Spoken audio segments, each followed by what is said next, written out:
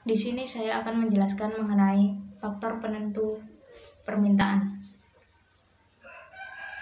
Permintaan terhadap suatu barang ditentukan oleh beberapa faktor, antara lain yaitu yang pertama, harga barang itu sendiri.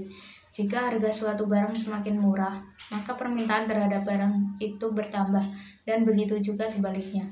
Hal ini membawa kita pada hukum permintaan yang menyatakan bahwa bila harga suatu barang naik, maka jumlah barang itu yang diminta akan berkurang, dan sebaliknya. Yang kedua, tingkat pendapatan. Pendapatan yang lebih rendah berarti bahwa secara total konsumen memiliki uang yang lebih sedikit uang untuk dibelanjakan, sehingga konsumen harus membelanjakan lebih sedikit uang untuk beberapa dan mungkin pula terhadap sebagian besar barang. Tingkat pendapatan dapat mencerminkan daya beli, maka makin tinggi tingkat pendapatan, daya beli makin kuat sehingga permintaan terhadap suatu barang meningkat. Yang ketiga, selera masyarakat. Penentu paling jelas terhadap permintaan konsumen adalah selera konsumen.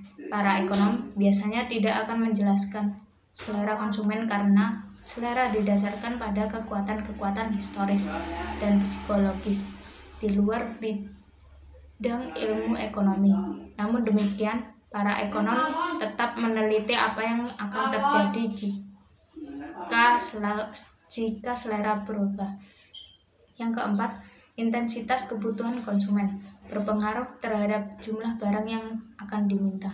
Kebutuhan terhadap suatu barang atau jasa yang tidak mendesak akan menyebabkan permintaan masyarakat terhadap barang atau jasa tersebut rendah.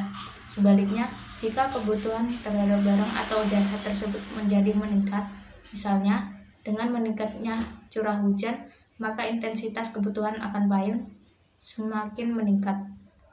Konsumen akan bersedia membeli payung hingga 25.000, walaupun kenyataannya harga payung hanya 15.000. Yang kelima, perkiraan keadaan di masa mendatang. Hal ini dapat mempengaruhi permintaan konsumen terhadap barang dan jasa saat ini. Contoh, jika konsumen berharap dapat memperoleh pendapatan lebih tinggi bulan depan, konsumen lebih bersedia untuk membelanjakan sebagian tabungan konsumen sekarang untuk membeli barang tersebut. Yang keenam, harga barang lain. Ketika penurunan harga barang yang satu menurunkan permintaan terhadap barang lain, maka kedua barang tersebut bersifat substitusi. Sedangkan jika penurunan harga sebuah barang meningkatkan permintaan barang lainnya, kedua barang tersebut bersifat komplement. Yang ketujuh, distribusi pendapatan. Tingkat pendapatan per kapita bisa menimbulkan kesimpulan yang salah bila didistribusikan pendapatan buruk. Artinya sebagian kecil kelompok masyarakat menguasai begitu besar sektor perekonomian. Jika distribusi pendapatan buruk, berarti daya beli secara umum melemah, sehingga permintaan terhadap suatu barang menurun.